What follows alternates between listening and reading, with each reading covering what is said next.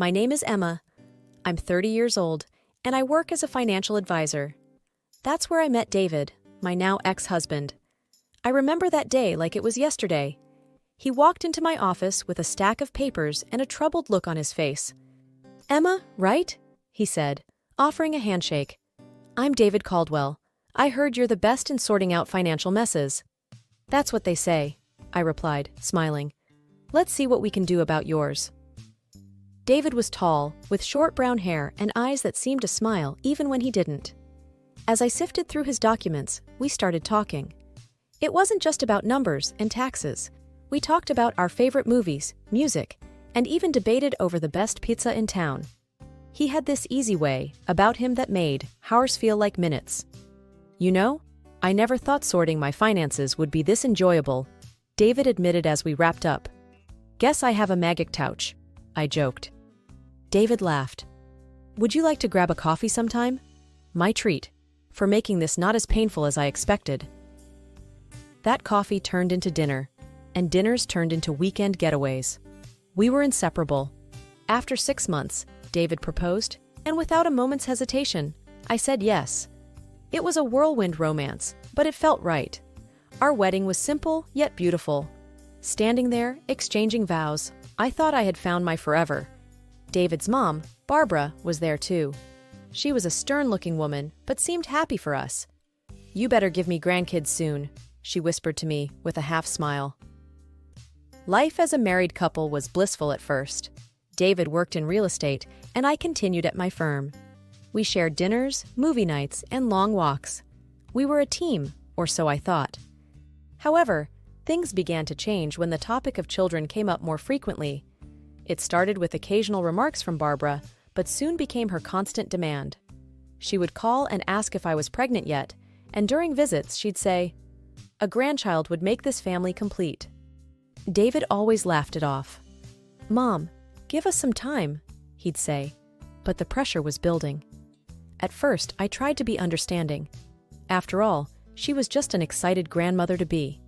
But her persistence started to weigh on me.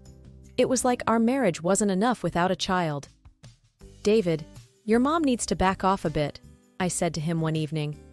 "I feel like she's more in our marriage than we are." David looked uncomfortable. "She's just excited, Emma. Let's not make a big deal out of it." As time went on, Barbara's influence in our life became more and more evident. It wasn't just about her constant nagging for grandchildren. She had opinions about everything, from how we should manage our finances to what we should eat. One Saturday morning, David and I were enjoying breakfast when his phone rang. It was Barbara. David put it on speaker, as he usually did. "David, dear, are you both eating healthy? Remember, a healthy diet is important for conceiving," she said in her usual authoritative tone. David chuckled. "Yes, Mom, we're eating healthy. Don't worry." I forced a smile, but inside I was screaming. It felt like she was monitoring our every move. Things got more intense when Barbara started visiting us more frequently. One evening, she came over unannounced, carrying a stack of parenting books. "Emma, you should start reading these. It's never too early to prepare," she said, dumping the books on the coffee table. I glanced at David, hoping he would say something, but he just shrugged. "Thanks, Barbara. We'll look into them," I said, trying to sound grateful. Her visits became a regular occurrence. It was like she was keeping tabs on us, making sure we were doing everything right to have a child. And every time she brought up the topic, David would just nod and agree with her. One night, after another of Barbara's visits, I couldn't hold it in anymore. "David, we need to talk," I said, frustration evident in my voice. "What's up?" he asked, not looking up from the TV. "It's your mom. She's suffocating us with this baby talk.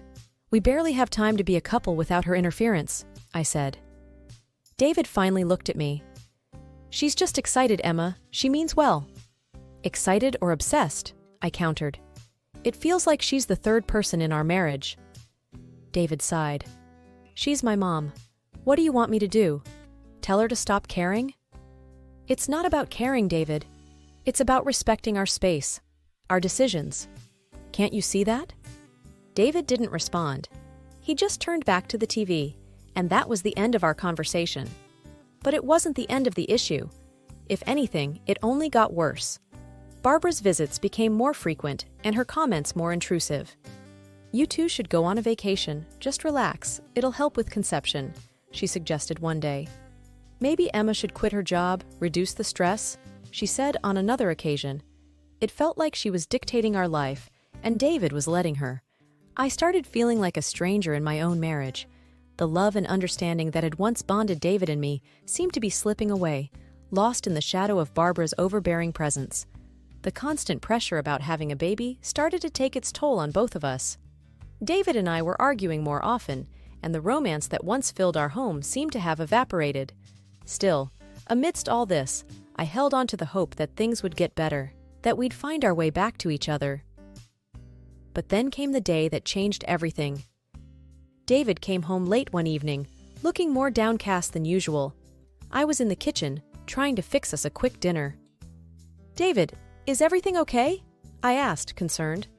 He slumped into a chair at the kitchen table, burying his face in his hands. "We need to talk, Emma."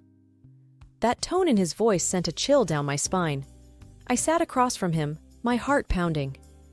"It's about us. Trying to have a baby," he started, not meeting my eyes. "What about it?" I asked, a knot forming in my stomach. "We went to the doctor, remember? For those tests?" he said, finally looking up at me. I nodded. A few weeks ago, we had gone for a fertility checkup, hoping it would put Barbara's nagging to rest. David took a deep breath. "The results came in today. It's not you, Emma. It's me."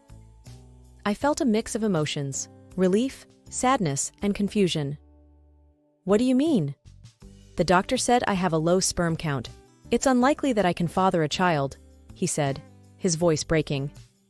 I reached for his hand, trying to offer some comfort. "David, it's okay. We can figure this out together. Maybe there's treatment or other options." He pulled his hand away, shaking his head. "No, you don't understand. I won't go through any treatment. It's just not something I can do." I was stunned. "But why? If there's a chance." "It's my decision, Emma. I just can't," he said firmly. I couldn't believe what I was hearing.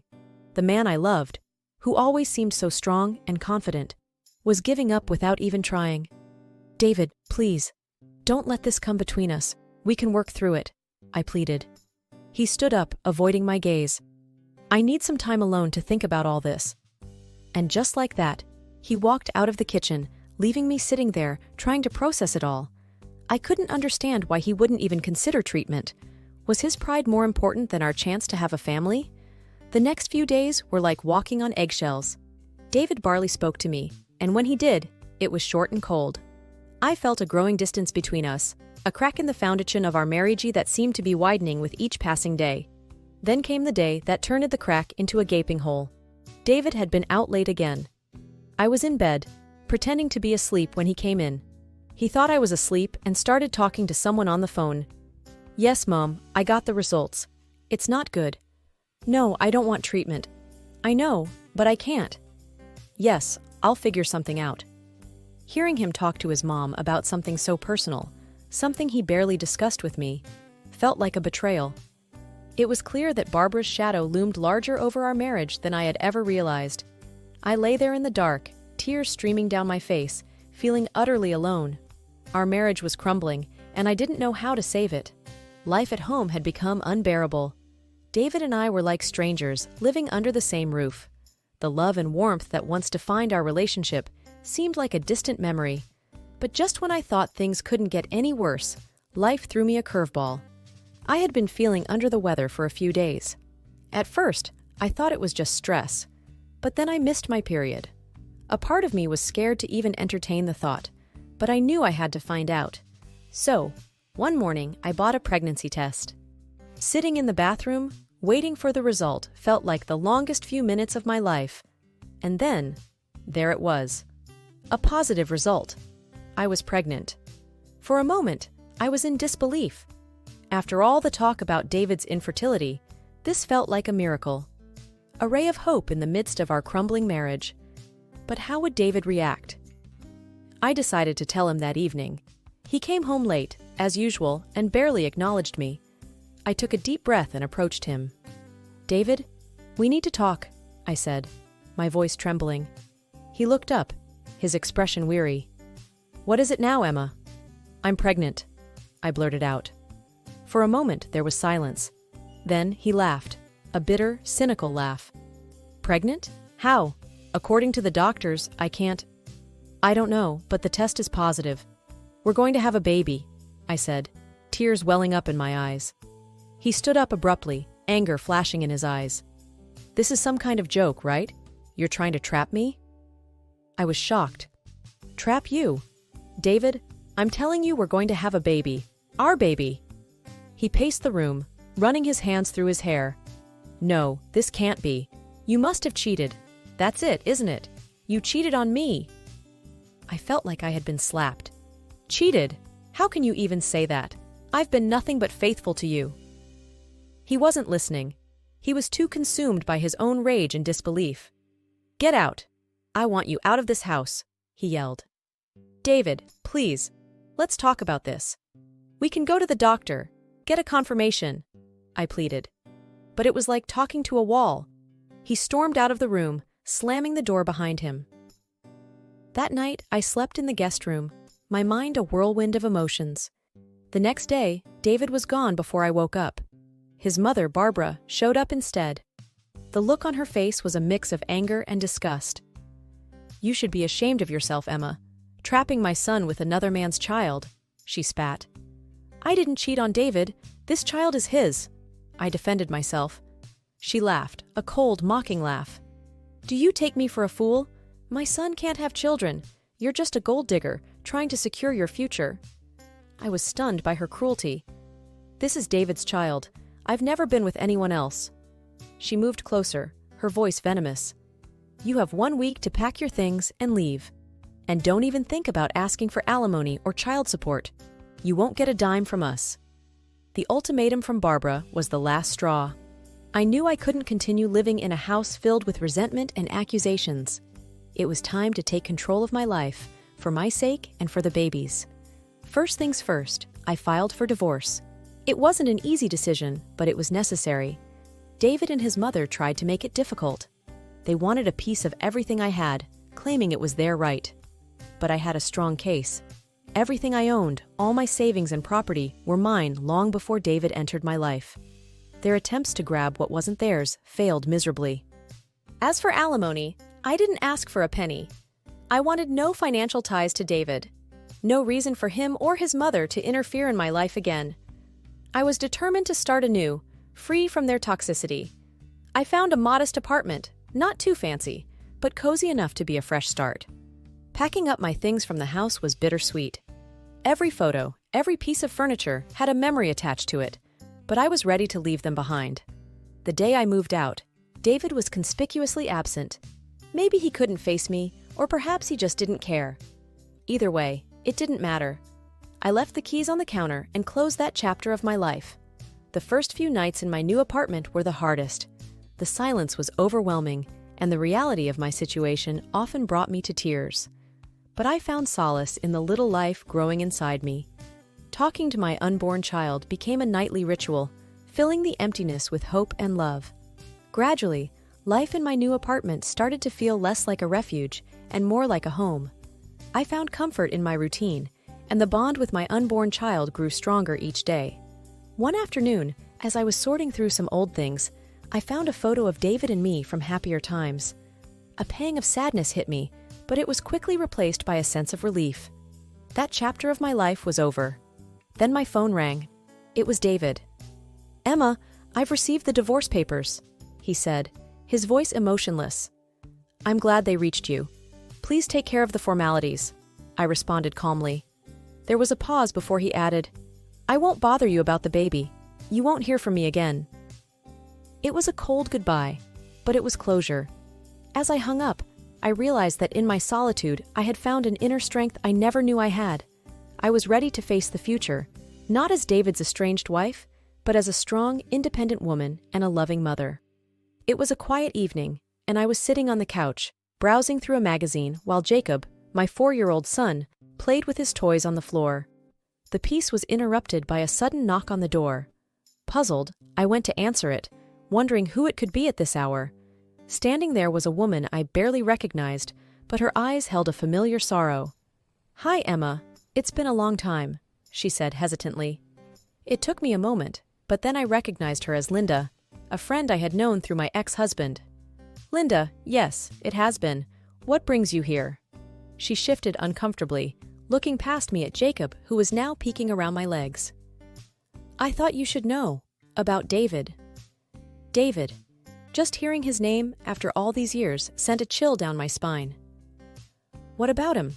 I asked, trying to keep my voice steady. Linda sighed. "He's not doing well, Emma. After you left, things went downhill for him. He became an alcoholic. He remarried a few years ago and had a child, but the boy was born with disabilities. David couldn't handle it. He left them, divorced his wife, and now he's refusing to pay child support. He's in legal trouble." The news hit me hard, but not in the way Linda might have expected. I felt a deep sadness, not for David, but for his child and the woman he had left behind.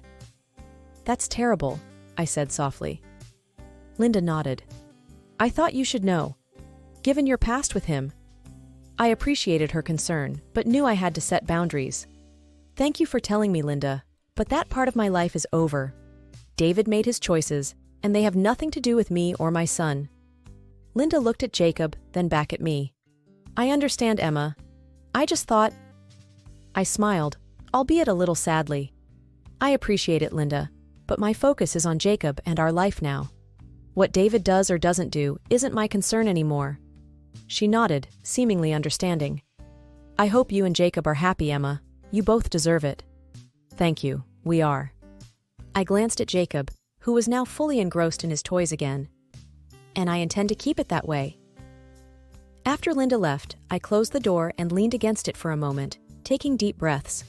The past had a way of sneaking up on you, but I was determined not to let it overshadow the life I had built for myself and my son. The park was vibrant that day, with laughter and the sounds of children playing. I was there with Jacob, my heart swelling with pride as I watched him run around. Then, a familiar, unwelcome voice sliced through the air. "Emma, is that you?" I turned, my heart sinking. Barbara, my former mother-in-law, was approaching, her eyes fixed on Jacob. "Barbara?" I said coolly. "What are you doing here?" Ignoring my tone, her gaze was locked on Jacob. "He's grown so much. He's your son, right?" "Yes, this is Jacob," I answered, moving subtly to stand between her and my son. Barbara's eyes sparkled with a disturbing kind of eagerness. "I was hoping to see him. After all, he's my grandson."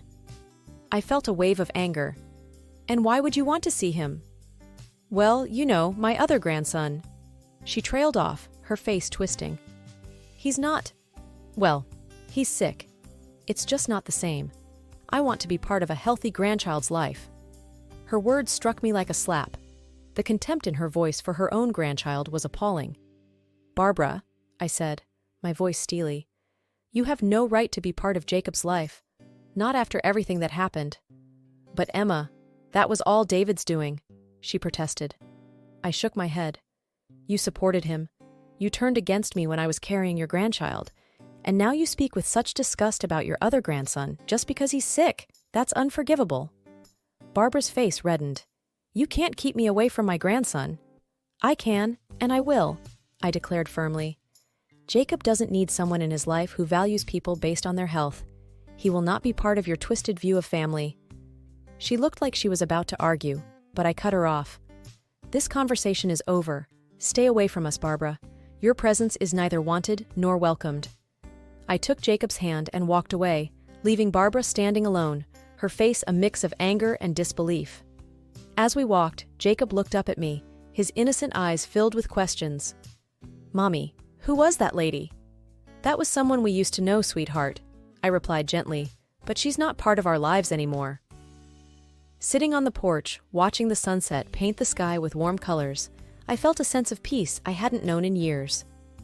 Jacob was inside, his laughter echoing as he played.